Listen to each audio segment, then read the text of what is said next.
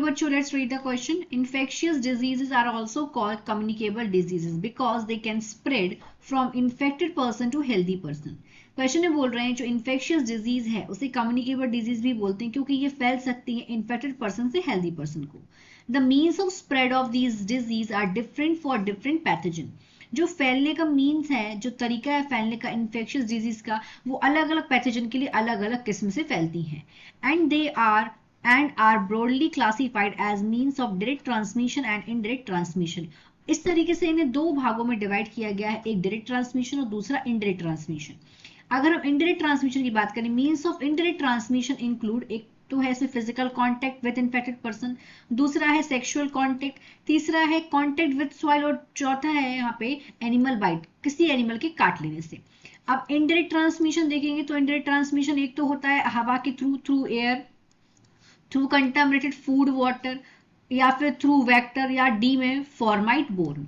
तो एक क्वेश्चन पूछा गया है इस पैराग्राफ के बेस पे, विच insect is a vector of dengue disease. यहाँ पे पूछा गया है कौन सा इंसेक्ट वेक्टर है जो डेंगू डिजीज का वेक्टर है. तो ए है anopheles, B culex, C sandfly and D aedes. तो यहाँ पे हम सबसे पहले इस क्वेश्चन का की कंसेप्ट देखते हैं. की कंसेप्ट, तो यहाँ पे बात वेक्टर्स के बारे में हो रही है. So we need to know about vector borne diseases. वो डिजीज जो वेक्टर की वजह से होती है, वेक्टर बोर्न डिजीजेस. और वेक्टर बोर्न डिजीजेस जो होती है वो कौन से टाइप, उनको किस में डिवाइड करा गया है? These are indirect transmission. ये इनडायरेक्ट ट्रांसमिशन करती है वाली डिजीज. तो एक एक करके हम सारे ऑप्शंस देखते हैं कि कौन सा वेक्टर डेंगू फैला रहा है. तो ए है एनोफिलिस. जो एनोफिलिस मस्कीटो की बात करें, फीमेल एनोफिलिस मस्कीटो, तो ये वेक्टर है. और ये वेक्टर किस कॉजेटिव एजेंट को ट्रांसमिट करने का काम करता है? ये करता है प्लाज्मोडियम को. तो ये फैलाता क्या है? ये फैलाता है एक डिजीज जिसका नाम है मलेरिया. इसीलिए ये आंसर नहीं हो सकता. Option number B, that is Culex.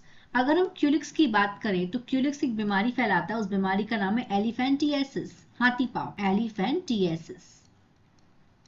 ये जो इन पॉजिटिव एजेंट को ट्रांसमिट करने का काम करता है, उन पॉजिटिव एजेंट का नाम है वुशुरिशिया.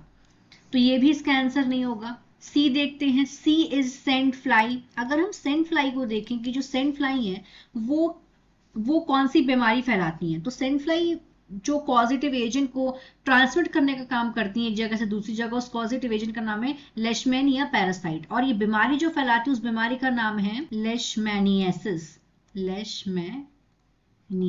तो ये भी आंसर नहीं होगा. Let's come to the option number D. यहाँ पे दिया है डी में एडिस.